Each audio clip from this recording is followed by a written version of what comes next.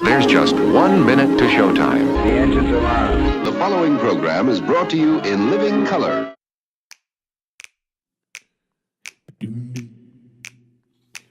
When they wrote up the systems and the rule set that we use, did working people get to write a line? What class of men on pen and paper jotted down their clues? With capital the heart of their design. When 90 million want a thing, but some shareholders say no, which class of people get to have their way? The people read the fine print, say that this thing has got to go, and we'll start writing a new contract here today. Don't you know that hundreds will work and one man keeps the money? They don't think they gotta tell us why. When they say the new social contract, all the bosses will be gobsmacked and everyone will want a sign. Oh, yeah, everyone will want a sign.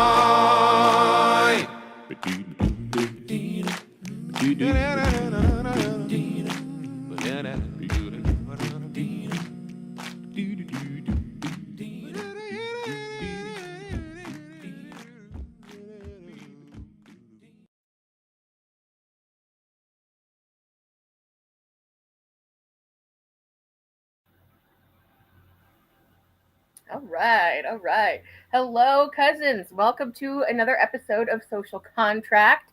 I am Nicolette, and I am joined as ever by my illustrious and talented co-host, Mr. Mayor Jared. Hello, Jared. What's going on, everybody? Good morning, good afternoon. And we're hanging out, having a good time today. So thanks for joining us. Being a holiday weekend, it wasn't like the most bountiful, crazy news week like it was the week before. Everybody kind of headed for the hills, so we got a little bit of a reprieve in that way. I guess I don't follow. I mean, anything I hear when it comes to celebrity gossip is like basically against my will. But I was hearing some crazy stuff about the Diddy trial today. Have you heard anything? Like, do you know anything? I thought everybody was getting off. Like, well, not that way. Well, the only thing that I've heard so far is I was kind of informed about this Steve Harvey thing. Like, I guess. No. No.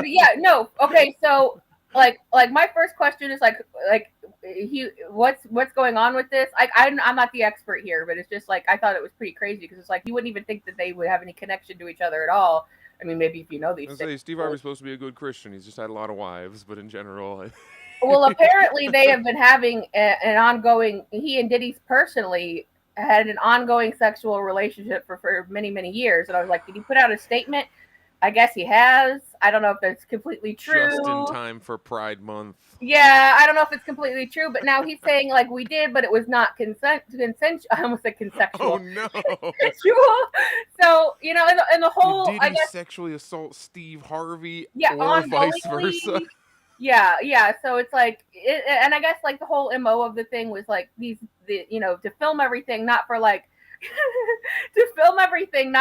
boner reasons, but for like blackmail reasons. That's what it's supposed to be. Like, I don't know if you guys remember a show called Family Guy, but the way that Lois is very rich for the wife in Family Guy. She has very rich parents, and then it's revealed in an early episode that the reason they are as rich as they are is that they ran a whorehouse for presidents, and they filmed through the wall and got blackmail material. And it's like, oh, so that's just like a real thing, though. They were just Diddy parties. Before. That's the bit, basically, because there's a lot of evidence that that's what he did. He made blackmail films like most people in Hollywood.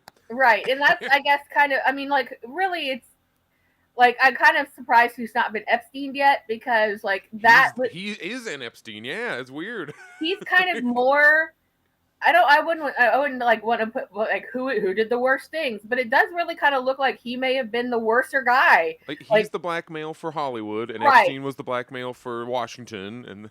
Yeah, but I think I feel like it probably didn't stop at Hollywood. You know what I mean? Like, because there's such a strong connection between Hollywood and Washington, and especially like the military and any kind of military or Marvel movie, they have to have sign off approval.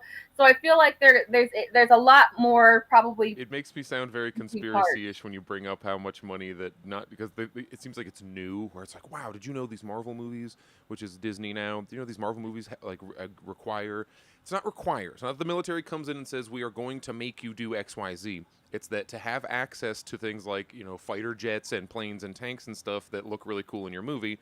They're like, hey, we'll give you a deal on letting you use this aircraft carrier for this scene. And then the contract's like, well, we need approval for various steps along the way. Oh, yeah, you've worked in like the writing and film world. I don't know if it's full-on final cut privilege, but I know if you put something in there that the U.S. military industrial complex doesn't like, they do a little friendly email like, hey, we saw your stuff and we would really appreciate. Like, Yeah. they're not forced. They don't come in and like, you must, but you figure it out or you stop working in the industry. Basically, you can't put like anything disparaging. You can't portray them in a negative light. Or they don't use their planes. It's not that they shut down your film, Exactly. so you can get around this whole like I'm not touching you. It's not censorship. It's not propaganda stuff. But that's just what it is. And it's also, but and then the movies will say it was like they consulted for accuracy. Like that's like their role. Thank you to the United States Air Force for privilege of using blah blah blah blah. Like you'll see that. Yeah, but it's literally every movie like in the industry. It's not just these Marvel movies or dedicated. Unless you're making a movie in a one room with 2 actors, you're probably. Yeah, it's things about like unless it's like some like an indie film about like vets going through something or other. But like if it's something like a major motion picture and it's something like we're talking about like the Tom Cruise stuff, like even the Mission Impossible Absolutely. stuff, anything that requires any kind of military touch or any kind of military machinery. Where does he get all those cool planes to do flips out of? Yeah, right. And it seems like you would want to go, if you were, the studios are playing ball, obviously, but it seems like if you wanted all those things, you would just go to another country or get some off a decommissioned thing. Like, did you watch? That's what you did in like the 80s. That's what you'd have to do in the 70s. Oh yeah. Sorry, did I see what? Did you see this recent season of The Rehearsal? No, people said it's really good. Oh yeah, it's good because it's just so compellingly weird. But essentially, as a walkthrough, like. He ends up in the end, like looking at like decommissioned aircraft and things like that, like trying to find one to use. And he's going through all these places and all over the world looking for aircraft. Like you can find them, like they're there. Like people will brokers will like lend it to you or sell it to you. Like if you just need it for a short time and you give it back, so it's like you'd think that some of these companies would just be like, hey, fuck this. No, I want to do it. But they play ball because they want to play ball, but also probably because the military will make your life hard if you don't if you don't do what they say. So yeah, there's your celebrity gossip for this episode. Sorry about that. Like it's just that there was like sort of breaking news, and I'm like, what's going on? So shout out to the chat. Okay, hey time traveler. They say that you need to turn your sound up. Who, me? Am I too quiet? Yeah, I can hear you, but maybe it's... check. Actually, it's this little beat. Ba ba ba ba ba. It's probably too loud. I don't know. Is that any better? It might be coming through softly. Just turn myself up my own headphones. Yes. So okay, This is actually a pretty decent place for me to segue into my. This is short. It is about to be June though, and I want to give everybody permission. As a man who's essentially common law married to a man, but not legally, you're allowed to not care about pride. You're allowed to feel like it's this weird corporate/military thing rather than being this grassroots. Like it probably started out as, I don't know, I wasn't really alive in the like early 80s when this was like, I guess something that was organic. Recently. I moved to Phoenix, Arizona. That's from middle of nowhere, and I'm like, wow, I'm gonna be in a big city. They're probably gonna have all these metropolitan events and all these cosmopolitan things. They probably have a Pride parade. And then I look into it and go, oh, so you can go to Pride in Phoenix. Also, it's not in June, so I'm like, I get to go off in June because Phoenix does Pride in like October because it's too hot. We don't do it. It's just too hot to do the outdoor thing, to do the festival and the parade and all that. So they do it in October. But it costs It was. You don't know what the tickets are going to be this year. It was $30 like minimum. That's with your like discount, like the cheapest possible ticket. You have to buy a ticket to even walk into Pride, and then you walk into Pride. I've never actually gone to Pride. I went to the Rainbow Festival, which is the like halfway across the year like off event of the same organization. And it costs money to walk in, and then you walk in and you're just confronted with dozens and dozens of corporate sponsors. This is not from this year. I'm pulling this off Facebook because I can't. I can't just. I'm unable to pull just sponsor lists like going through history. You can find this year's sponsor list, but it's partially empty because it doesn't happen until October, and we're in May, and they're in like the fundraising area right now. I mean, come on, screen share this for me, baby. There it goes. So this is from 2019, so maybe you can tell me it's outdated. But you see here we have the Northrop Grumman Corporation, and oh man, we're so excited to be going to Phoenix Pride. You know, Northrop Grumman leading the... Oh, man, look, there's the Army. Yeah, woo! We're going to all join the CIA next and shoot a brown guy who's trying to start a socialist revolution. That's what we do with the gays. We love drones. Look at the drones and how much we love them. Yeah! So, in the same way that Zionists are fucking up Jewishness for Jewish people, where they're like, hey...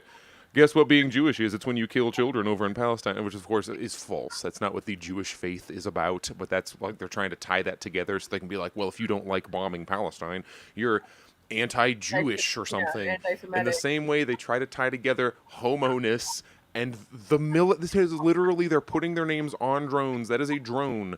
That is, I assume a fake drone that is on a Pride Festival parade. And yes, it's 2019, so the vibes were very different. But when you see random hillbillies who go, I feel distrustful of the LGBTQ movement. It feels like, for lack of a better word, an op. It feels like a thing the government is pushing at me. You're kind of right, because this kind of stuff is being pushed at you by the government.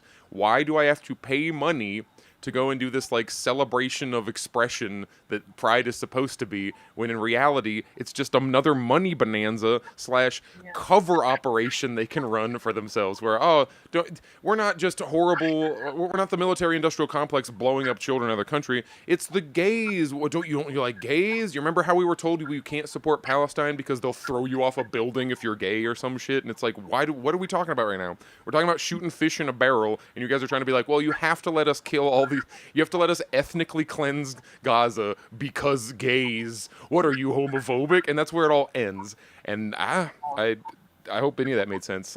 No, it definitely did. It's because it's so bizarre, and I think a lot of people don't realize that, because typically the Pride is in June. So a lot of people are gearing up for it around the country. They spend the month of June doing like Pride-related activity, and it's very popular. But it's just like if you watch like the Macy's Thanksgiving Day Parade, it's like all of these horrible corporations that are ruining the world are the ones with the floats. Oh, look, BMO Harris, USAA, it's insurance. Like, it's not the military aspect. It's like, look, banks, insurance, the fire industry. They are. Like military insurance. Like, you get that if you have a military credit. Yeah. It's both insurance and military at the same time. And then, you got like Sprouts Farmers Market. That's just like an Arizona thing. It's also the most expensive grocery store. So it's like, oh, you must have these many dollars to be gay in Phoenix. And that's what it freaking comes off as. Yeah. This isn't some like group that is gaining power. And it's become this like political freaking football, like everything else, that we have to culture war about. This is cultivated by both sides. So like, you end up fighting over, is a man allowed to love another man? It's like, no, is a man allowed to not send all of his tax money to drones to explode people in Palestine? That's the actual fight that we're trying to have over here, and they have to try and distract you by any means possible. Well, freaking, I don't know. Let's look at this. The drag bus is probably not the worst sponsor.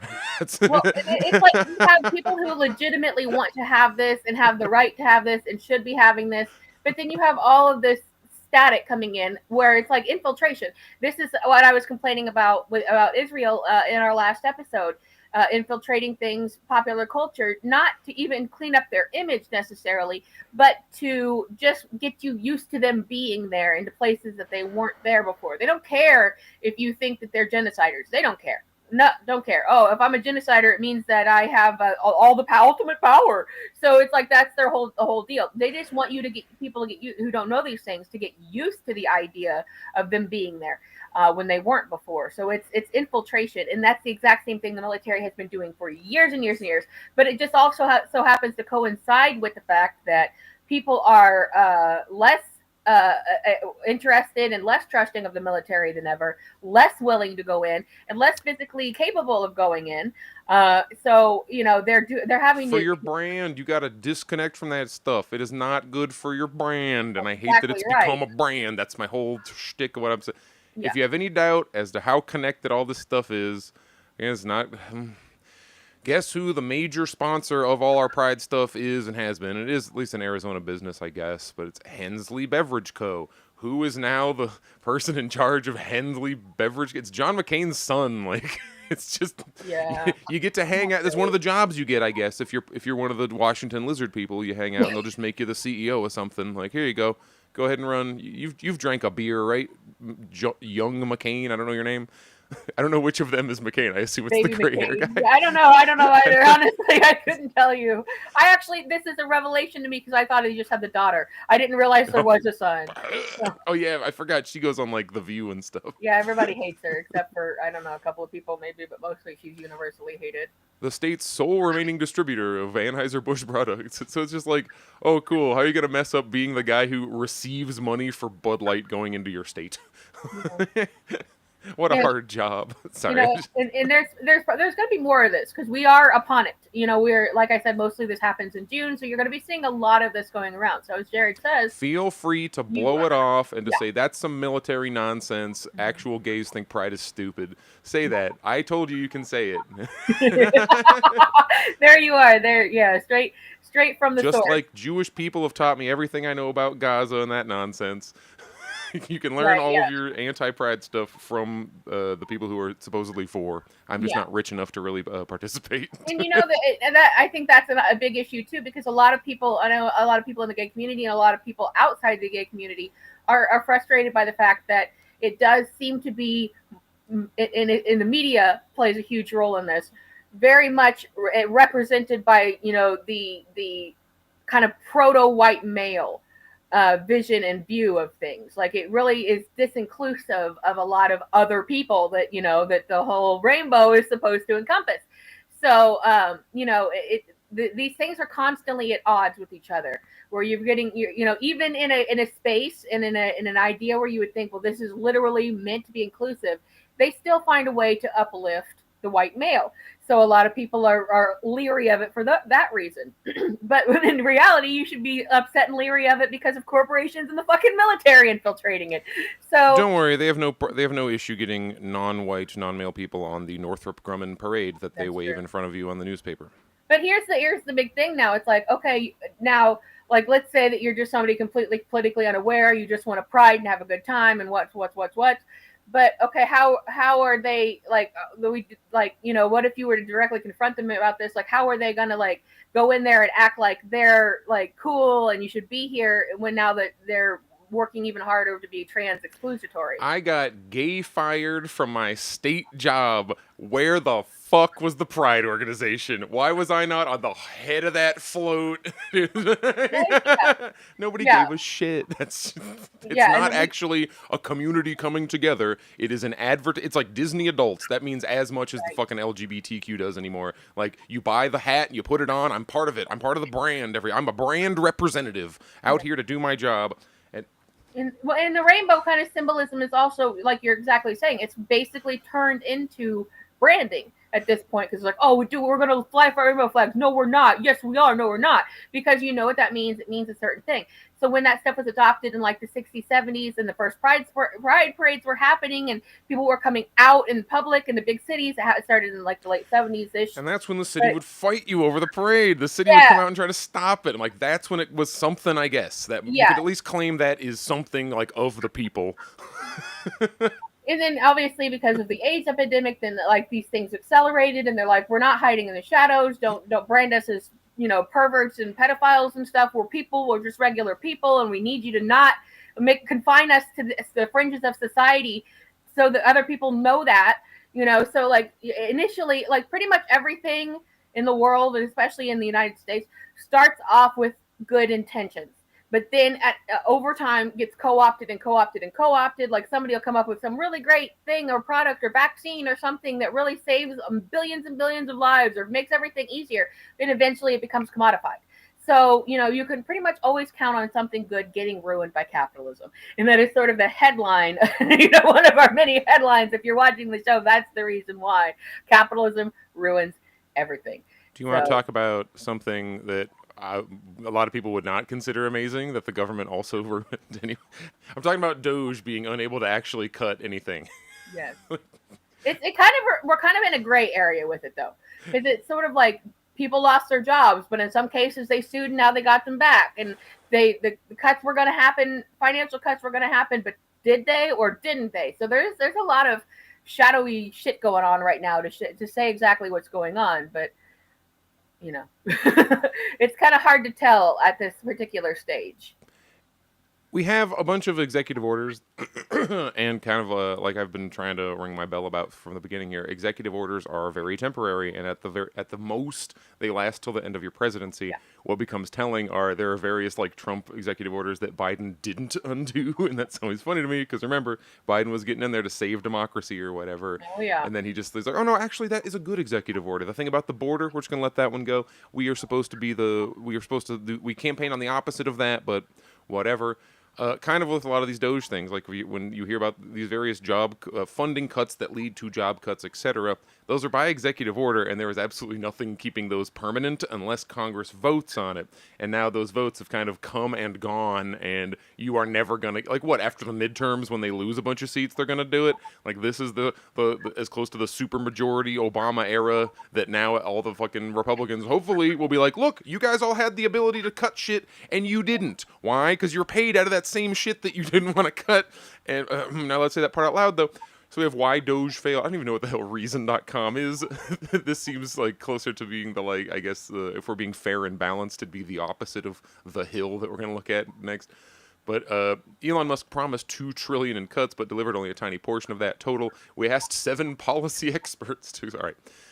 Less than 4 months after Donald Trump's second inauguration, Musk is now reportedly scaling back his work with DOGE, the meme-inspired project that Trump authorized to implement Musk's vision for a leaner, more affordable federal government. Officially, DOGE claims to have cut $170 billion, oh boy, in government spending. It's a very low number. Though there are some doubts about the validity of that figure, mostly by firing bureaucrats and canceling some pretty silly contracts. You see, like, reasons tilt here. They like Elon. Libertarians and other advocates for limited government have plenty of reasons to applaud those cuts, given the incentives of federal workers and the tendency of government to only ever get bigger. It's possible to regard DOGE's work as a smashing success, as reasons Christian Birchke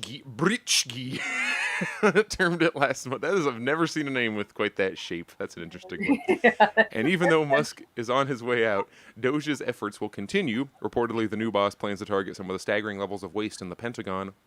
Is he, though? Is he targeting fucking waste in the Pentagon? Because that is the most pointed criticism of DOGE, is that it never got anywhere near the Pentagon. Still, 170 billion is plainly not 2 trillion. Why did Musk fall so short of his budget-cutting goal?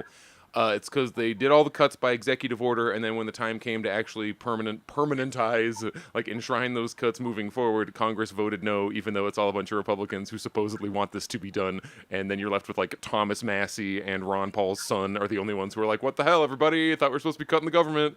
You're ruining our shtick over here. Sorry, I aped the rest of that article because that's why. That's what happened. They won't vote on it. They don't actually want to cut anything. The hardest thing to do in the world is to cut the American federal government by even 1 cent. We have proven it to essentially be impossible. It also puts all this attention on, it's like, oh, well, okay, you know that like Trump wants to be the emperor, so he's like, cut government, and make sure there's nobody but me.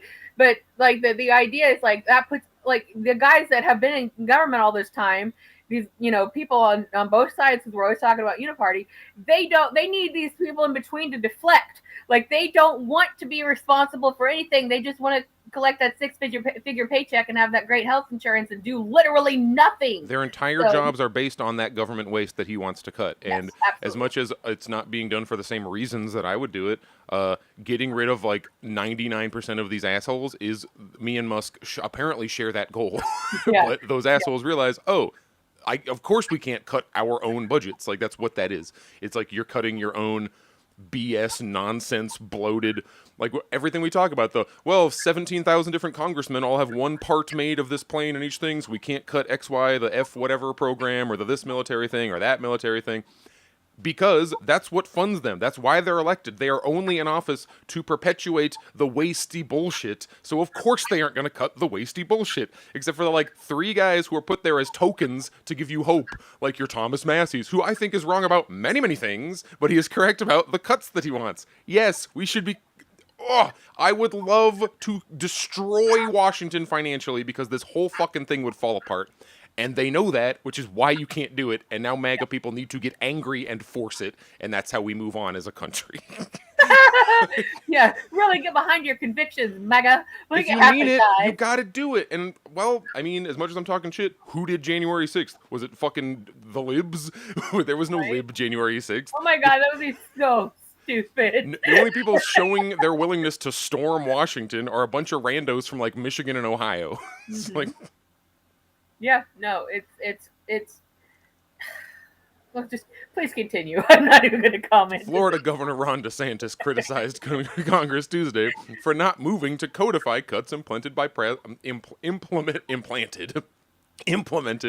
President Donald Trump's Department of Government Efficiency. Elon Musk, this is now DeSantis talking.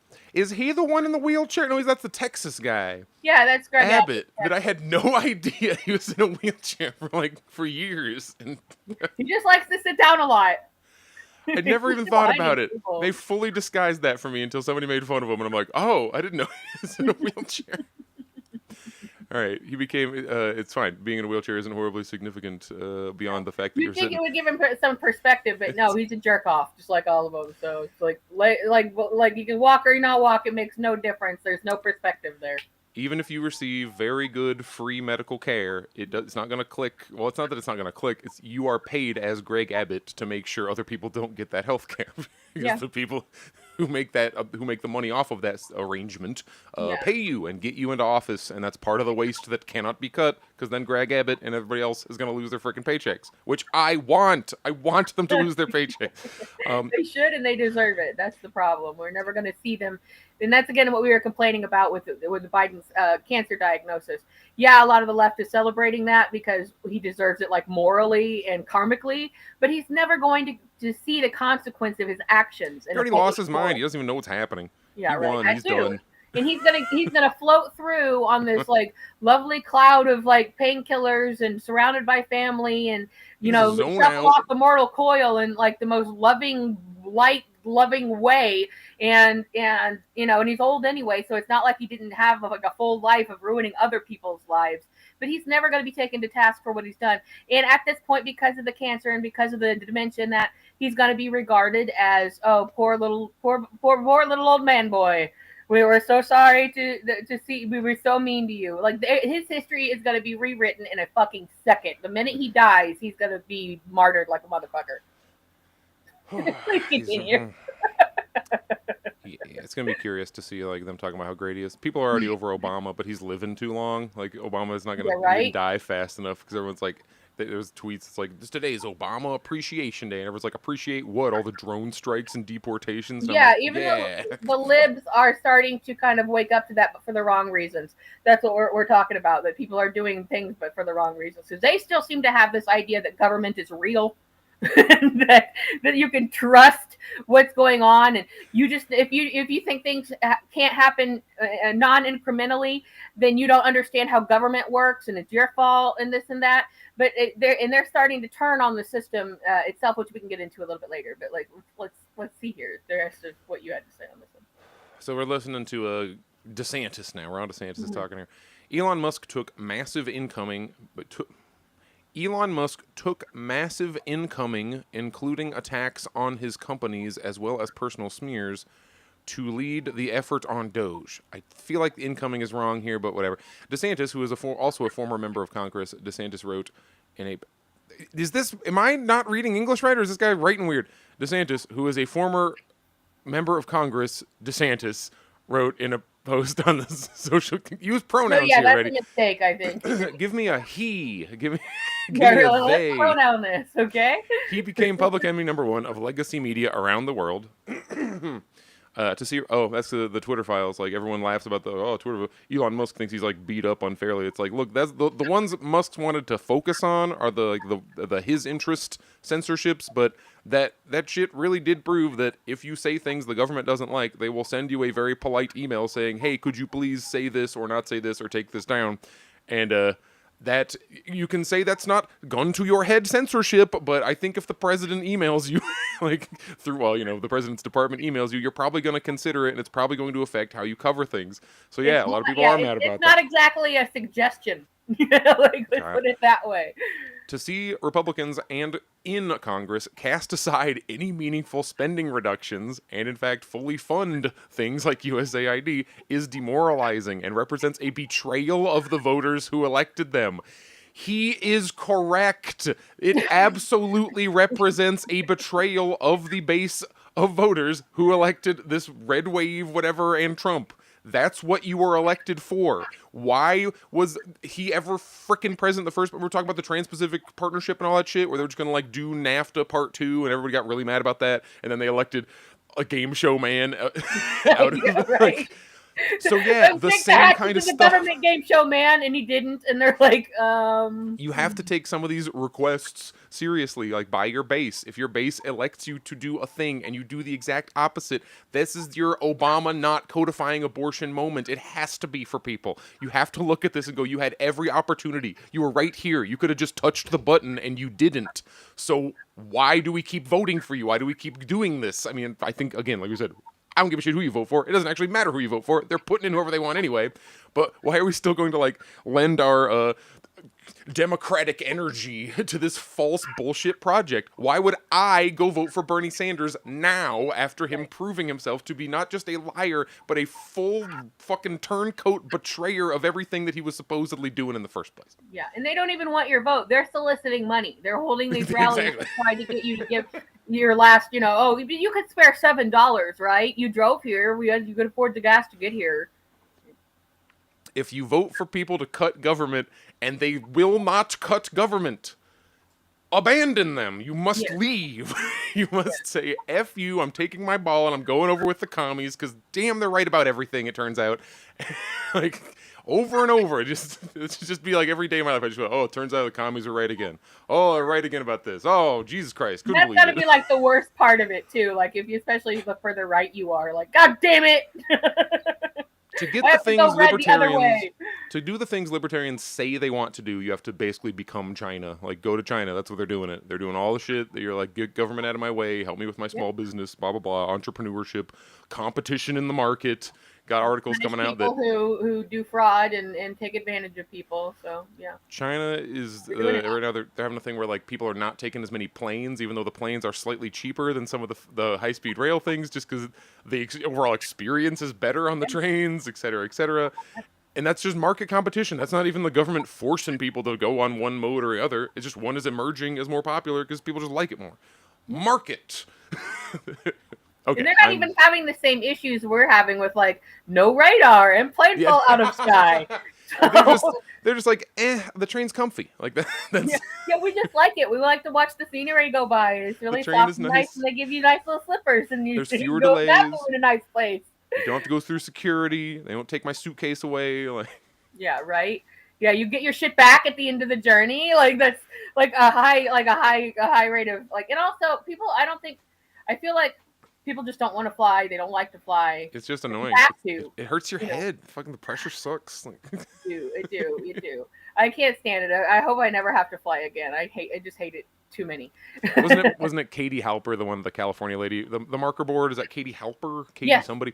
But she was Marker. on. She posted a tweet in the last couple of days where I just took the train 30 minutes from Oakland to San Francisco, and it only cost $12. and then everyone's like, so in China, you can go right. 10 times. Okay, let's start this conversation. It just super sucks that, and I'm sitting there going, $12 for a one-way trip that's like 8 miles. Ugh, it's like that's what gas would cost to go the same distance. Like, you're not, because even when we get trains, the trains are going to be as they are now. Like, you know how much it costs to go across the country in Amtrak? Like, it's over $1,000 to take the sleeper car, like one way from there's like 2 routes. There's a Chicago to LA and New Orleans to San Diego, I think, is like the south one. And either of those routes, which by the way run twice a week total. Like, if you want to do it, They're like, not high speed. Like, I'll do a little trip to New Orleans. That'll be fun. It's like, well, it arrives every Thursday and like Tuesday. So like, good luck getting however many days off work you need, etc. And it's not cheaper. It's I think $1,200 is what I saw for like a one-way sleeper car. I mean, you can get just a chair for 40 hours if you want. Yeah, right. Yeah, it's troubling. Oh yeah, now they're doing this whole thing on airplanes with these kind of leany seats. They're not exactly a seat, but it's not exactly standing. It's like, man, fuck you. I'm just gonna flop on the ground. Like, sorry, I can't. My legs can't hold me up. I'm laying on the ground now. Yeah, right. Like who's like we are like what level of fucking capitalism is half standing for? Like, what are you supposed to do? Ride that fucking thing to New Zealand like that? 14 hours over the water? Fuck you! Like, God, I'm just so mad at these fucking corporations. It's like, what is the breaking point here? You know, like that's why we're here, is because we're just like, we have hit our breaking point over and over and over and over again, and we need more people to do it. And that is we're also, this feeds into the whole the Dems are starting to lose the liberals because, you know, but again, it's all up in the air right now. Like, all this left, right, anybody. Yes, it really is. It's not just like us on the edge. We're still considered fringe, and people like us are still considered fringe media. Because there just aren't that many of us, right? We're the radical center, where we look at shit that's common sense. Yeah. Well, yeah. Okay. we're just trying to like make the point, like, we just want more people to, you know, kind of feel like they're being heard or seen or understand the same problems that we're talking about, and like that, like why your life is shit, and it doesn't have to be because China. So the whole thing is. You never think that like the Republicans could lose MAGA, or the Democrats could lose the liberals. But we are in an era right now where things are very up in the air when it comes to that. And just today, DSA is censuring AOC. Yeah, even the DSA is annoyed at AOC at this point. Like, that's the thing. Like, we are in a very, very strange place politically, because it's not just that people are wearing the blinders anymore like they used to. Most especially, this came down to liberals doing this. They were just, the government is real, and we're being represented, and you just don't know how it works. And if you don't vote for our team, you're baby killers and shit. Like they're like, and they would go, you've seen all the videos and the screen caps and the memes of like the insane looking, you know, people acting like you have to, you know. But even now, they're having to eat their words at this point, because it's like they didn't get what they wanted either, and they're starting to realize this. Now that they can play Monday morning quarterback, and that some of the Dems are coming up playing Monday morning quarterback about the Biden administration and the handoff to Kamala, like, they're starting to say, well, you know what, maybe, you know, and it's like, okay, yeah, so you're so brave. You're so brave right now for coming out and saying this at this point where everybody fucking knew it. You know? Does anybody have the bravery to just withhold a vote? Because if you're like, how did we get Trump? It's like, well, because a big chunk of Republicans said, we're the Tea Party now, and if you don't vote for the shit we want, we're just not going to vote for you. And then the Democrats just won a lot for like 10, 15 years. And then like, all right. Republican, you know, they just enacted the same Republican isms, you know, the same agenda. And then that's how they move further center or further right throughout this entire thing, to like just complete austerity. And I want to point out, in the end, it didn't work. We have ended with those same people getting the whole let us cut government. The time is now. You're all in positions. We got the president. Yeah. We got the whole court, like all these Supreme Court justices, et cetera, et cetera. And it turns out, no, they are unwilling or unable, doesn't really matter which in the end of the day here, to do those things. Just like if we had President Bernie, he would be unwilling or unable to get that shit through, he might have got us 2 federal days off for sick leave a year. Yeah. Max. Right. And then we'd just be sitting here in the same effing problems. We'd be in the same Right. number of wars.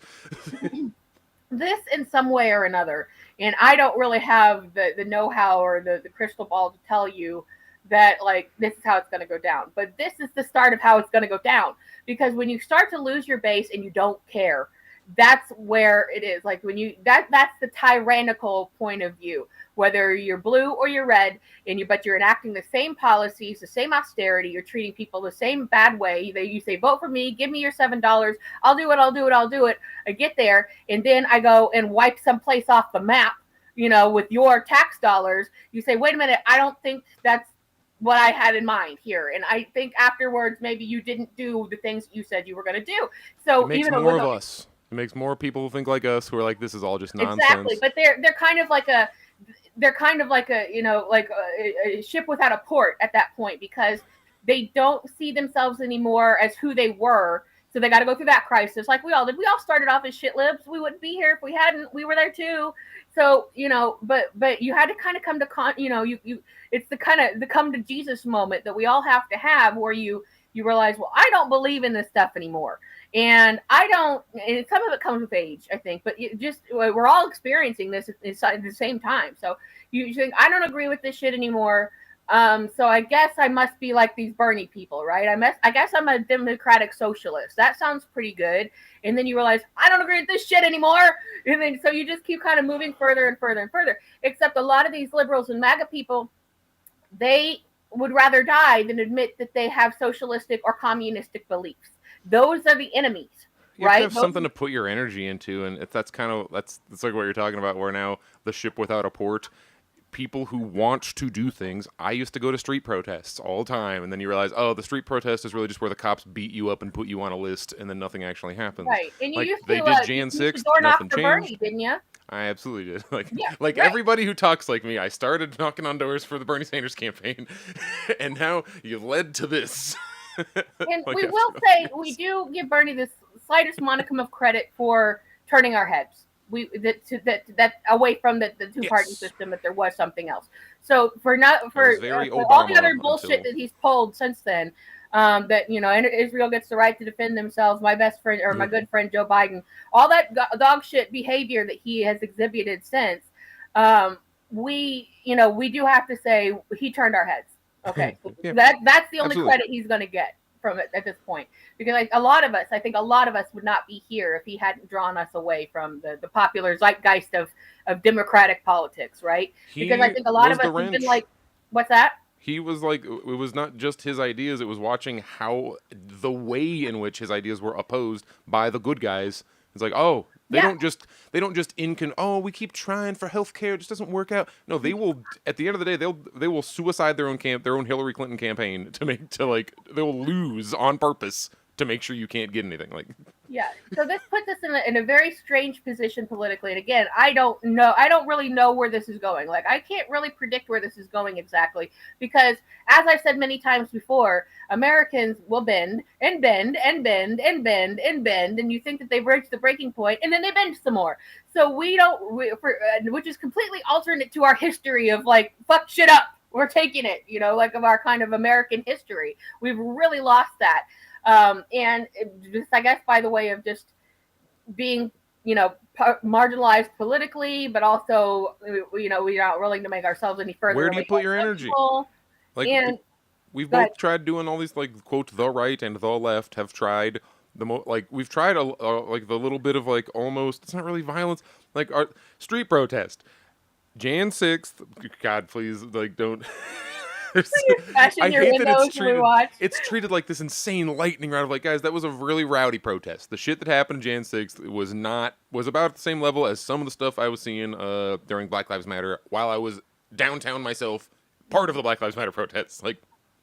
Smashing windows, setting shit on fire. I do not care that they took a shit on Nancy Pelosi's desk. These are not institutions that I respect. I want the CIA and the FBI and Washington to fail. I want them to lose all of their money. I want them to have to get real fucking jobs and have to go to Walmart like the rest of us. That's it. I don't want to kill everyone. That's not, you can't build a society on that. People murking. It's not that I don't come out and be like, oh, Luigi's a horrible criminal, we have to prosecute. No, But no. like, that's not, you can't shoot your way, you can't assassinate your way out of this thing. And if anything, I think we're kind of, this seems to be creating a climate of like, being in politics at all is dangerous. Everyone stop caring.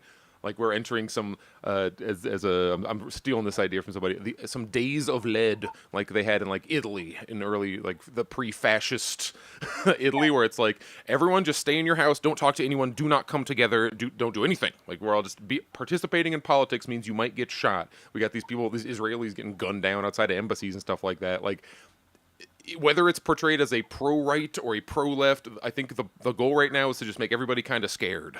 Like, violence is happening, crime is everywhere, and we might get bombed by any number of countries. Everybody just hunker down. Do not come together and form a proletarian party and overthrow us, please. Please do not talk to each other. Like heroes for oh, we're so brave and heroic for standing up for you, and they're not doing any of that shit.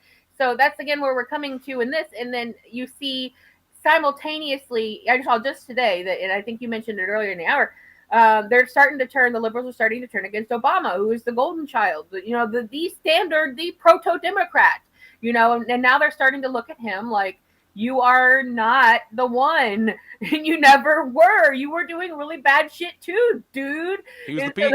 He was the top of the peak liberalism was Obama. I was part of it. I mean, I was also 17, but I was definitely way into it. I'm like, I wish I could turn 18 a year earlier so I can vote for Obama twice. Like, that was me. Yeah, and that's the thing, too. It's like we were very, very taken in by all of this. And, of course, of him being such a good orator and things and captivating as a person and very personable. Like case in point, when Sandy Hook happened, he went out, he made a statement, and he cried a little bit.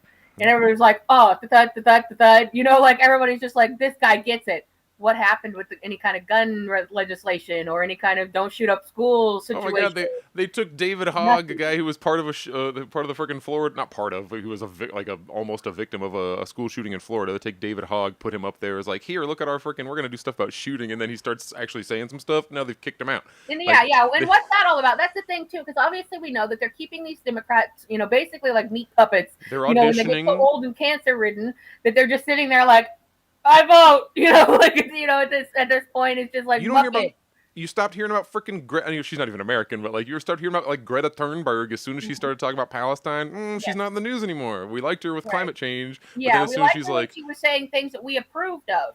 Seems like all these bankers are doing this. All right, get her off the news. Get her. Yeah. Like when you realize you root out the problem, when people come to the conclusion that the problem is capitalism and the fact that we have an entire country and society that's ruining the world and its own country. So a few people can scrape what remaining resources we have up off, for themselves. So that's where we really end up here. So that's why we just had 6 old, decrepit, like cancer-ridden Democrats die in office. It just happened. And if nothing changes, it's going to be AOC, 99 years old, the new Nancy Pelosi, and she'll die in a wheelchair voting to take away, I don't know, to increase child labor. Labor rate or some horrible shit. And it's like, I know people are feeling like they don't know what to do, but they don't feel like they have anywhere to align with anymore or anything to believe in. First of all, sorry, go through it. Okay. Like, I'm not really going to, pat your back on this one. Like, you're a grown up. You have to deal with it. Okay. Where are my books? I'm reading. Read. You got to read, Pete. Yeah, you got to read. You got to listen. You got to realize you are not correct. The end.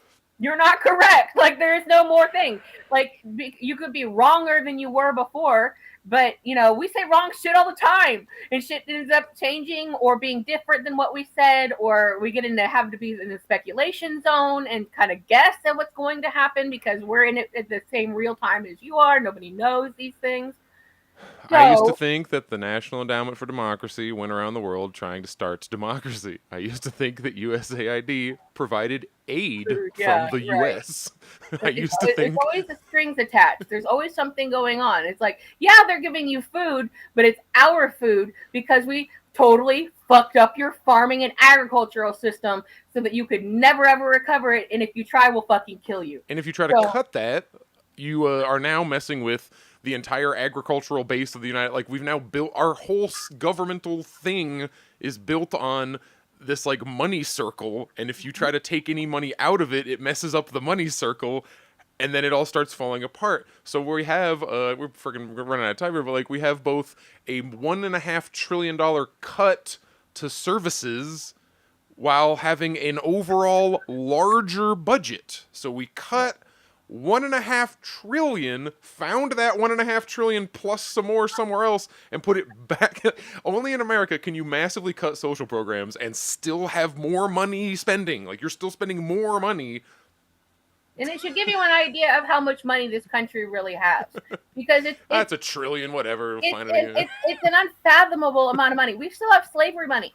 This country is got so much money, it's ridiculous. There's probably never been a richer country in the history. I mean, we're talking like Rome and all the empires and stuff. There's probably never been a richer country in the history of the world. And if you think that they're going to run out of money, they're not. They're never going to run out of money. This country is never going to run out of money, and they'll just sell their debts off.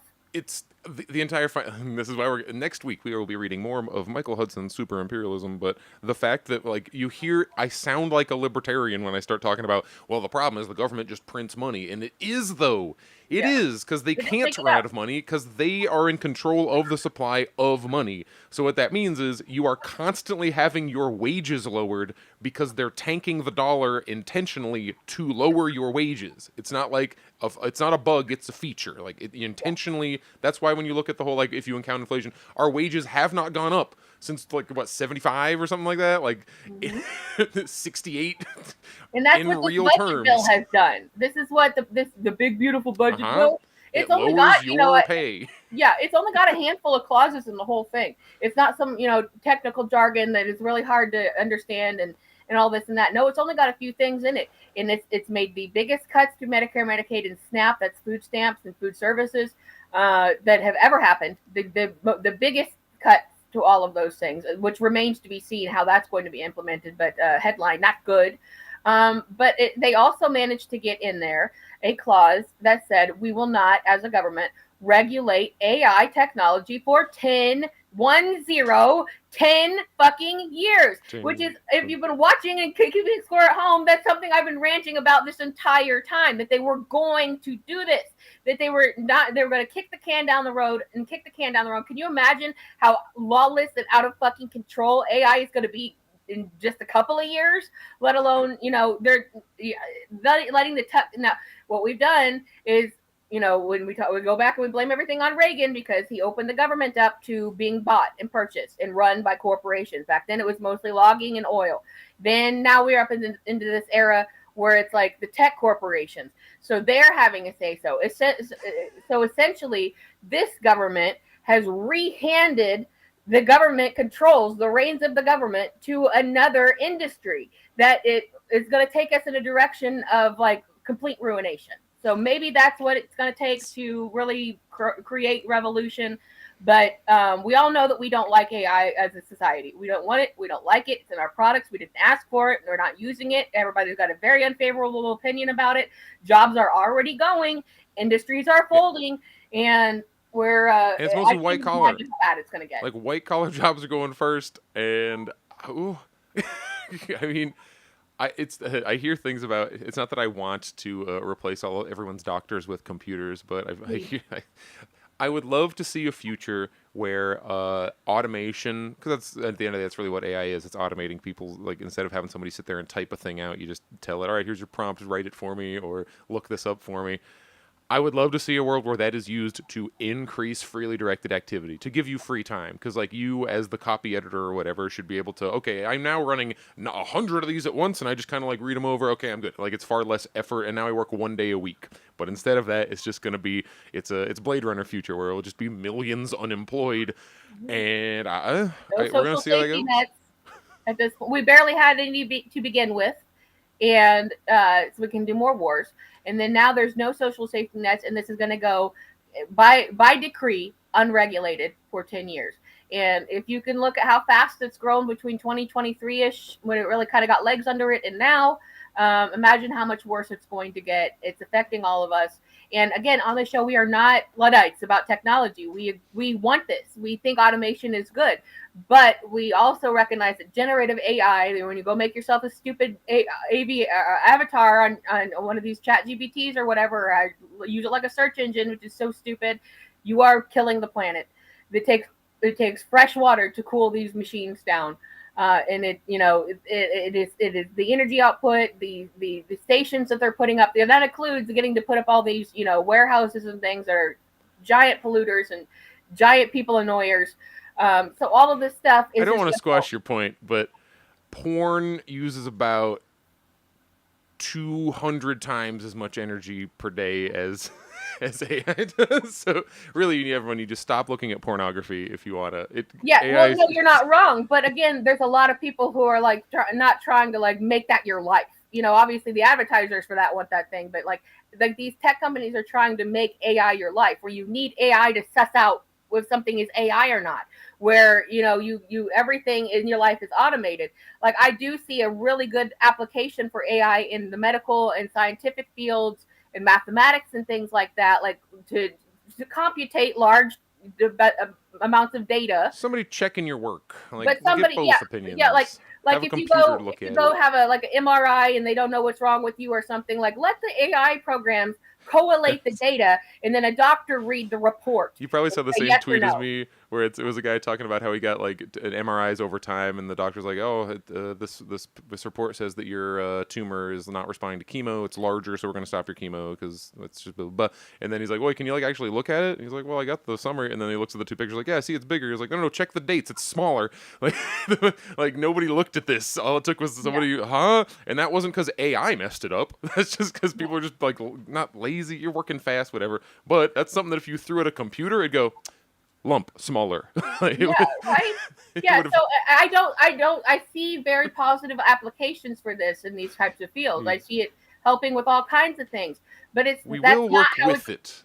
But now it's short-term gains. Like always, it's always short-term gains. Yes, to infiltrate and pollute our lives with it in ways to make it seem valuable and useful, and it isn't. How many times have you called customer service in the last 2 years, and it took fucking hours in circles and loops and hang-ups to get you to a person who you basically just read a spiel anyways? Like, people need people. We don't want to talk to fucking robots, no matter how much Mark Zuckerberg thinks that we do. And again, at the helm are these really idiotic, moronic people who are, getting yes men all the time and told you're brilliant, you're great, you're wonderful, and obviously you're so smart because you made these stupid things. And in reality, everybody fucking hates them. So, and hates the people who have done it, and hates the crap that is getting foisted on us, and are rejecting it resoundingly. But they are working now and can completely out in the open do whatever they want at this point to foist it on us in a way that we cannot resist, we cannot fight. You will need AI to souse out AI. Coming up, it's going to take jobs, and now all the biggest social cuts to the very minimum amount of social provisions that we had in this country have now basically been, decimated. This is not good. This is all somehow in the language of a budget bill. So we're not in a good place, and we're not going in a good place. And maybe this is what it's going to take to get people to resist this situation, because I think if you find whatever the next presidential election comes up, and we have let's say a Democrat, whoever idiot Gavin Newsom wins, because he's gonna that's who I thought was gonna be in Kamala's place. I thought they were priming the pump with him, watching him rip down homeless encampments and read Beloved, pictures of him reading Beloved and whatever. So I thought for sure that they were priming the pump for him, but it's just because he's going to go into this next race. So whatever horrible candidate comes through, takes over, and keeps these same policies in place, because this was voted on by Congress. This is not an EO. This was not an executive order. So that is that still has not passed the Senate, but it probably will. In theory should. Yeah, no reason why they shouldn't. And it doesn't matter if it's majority, a split majority, a super majority. These people are going to continue to support what is supporting them. So that is where we are in this place. I'm curious to see if suddenly like one or two senators are going to hold this thing up, because what was it like when things go through that have a lot of backlash, like the federal "you can't boycott Israel" bill, like somehow found its way to like peter out before it fully finished its votes. So I wonder, they probably will. They have the votes to do it, but they had the votes to do that too. So maybe they'll pass this. Maybe they'll adjust it. I don't if know what we're will be all I can adjusted. say is if we're lucky, you know, that's like it would take a great amount of luck to get them to do something that would benefit people in a major way, because this benefits them. So they would have to be saying, like, we're going to decide we don't want these benefits suddenly and this infinite amount of money that the tech industry could offer us. We're going to, because, you know, a lot of the logging stuff, the oil stuff, that's on its way out. Tech is where it's going to be running the world here. We're in a new era of, and it's not even new, but we're in a new political control era of where tech is king. And that's what we're going to see. And then basically just letting them run amok at their own will, police themselves, grow at infinite rates, which is what this is all about, is dollar signs. We are not headed in a good direction. But that brings us about to the end of the hour. And Jared is going to give us a, did you have any final thoughts before I? Nah, I'm set. Nah. We'll see if that passes. The thing that people are the most upset about is like I was talking about. Very cuts to things like Medicare and Medicaid, kicking more people off of their health insurance. And I bring up, well, I hope you were mad when Biden did it, because he kicked a good, I think it was 20 or so million people got kicked off Medicaid. Mhm.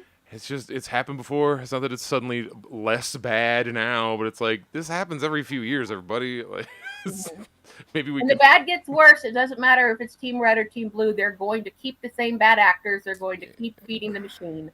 I bring And it up to not give people the false hope of, oh, if we just run in this, these people will help us. These people will help us. They're not. No one's saving you except No. us. We will save ourselves. Yeah, as a whatever ultimately happens, it's going to come down to how the people ultimately respond to this system. And I have always been of the mind that we have to nullify it. If we want to see anything, we have to just stop responding to it and stop acting like politics is God. You know, focus on the stuff that matters and don't yes. let this other nonsense. Yeah, politics is not your dad. You know, like we need to get to the point where it's like we start thinking less, like, you know, less hive mind about like, oh, well, I was told this was how it is and this is how it is. You need to think more individually, and you need to work more towards, you know, saying I disagree and I'm not going to abide. So that's where we really are at this stage. Maybe that is a prediction for the future, but it is going to take individual people thinking more and the people working together to nullify a very, very corrupt and broken system. If we want to see any kind of change, any social change, and that doesn't come from playing the game. That doesn't come from getting bluer or redder. You know, that doesn't come from being like, well, I believe in this one, now maybe we need a new party. No, you don't. Like, it's not going to work that way. You know, electoral politics does not fucking work. So, and that's again not saying like we need dictatorship or infinite presidents or something like that. We need none presidents, is what we need.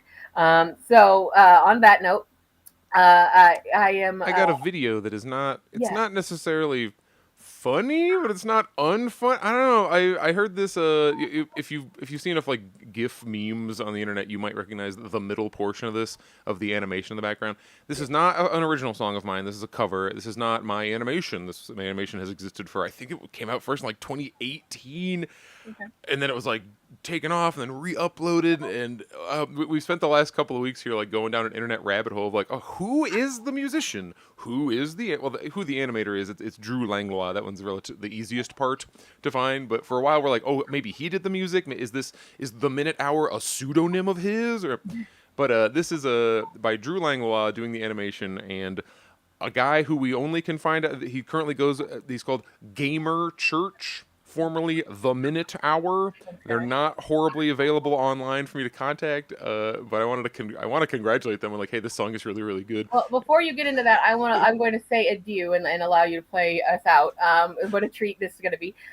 Speaking of, next week I will not be joining, but Jared is going to do another reading of Super Imperialism. So you are going to book get club.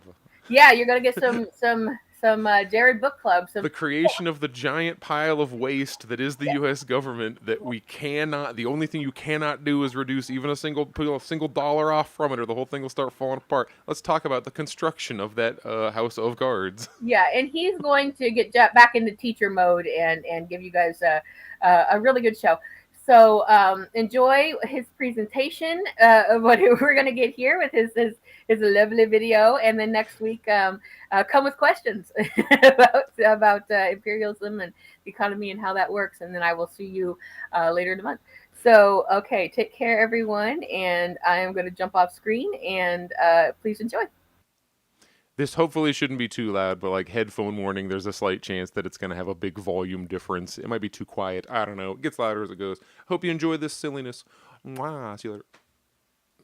Do bop shoe body do bop shoe body do bop shoe body do bop shoe body do bop shoe body do bop shoe body do bop shoe body do bop shoe body do do do do do bop shoe body do do do do do bop shoe body do do bop shoe body do bop shoe body do do bop shoe body do pop shoe body do pop shoe body do pop shoe body do pop shoe body do pop shoe body do pop shoe body do do do do do pop shoe body do do do do do pop shoe body do do pop shoe body do pop shoe body do do pop shoe body do pop shoe body do ba ba ba ba ba ba ba ba ba ba ba ba shoe body do ba ba shoe body do shoe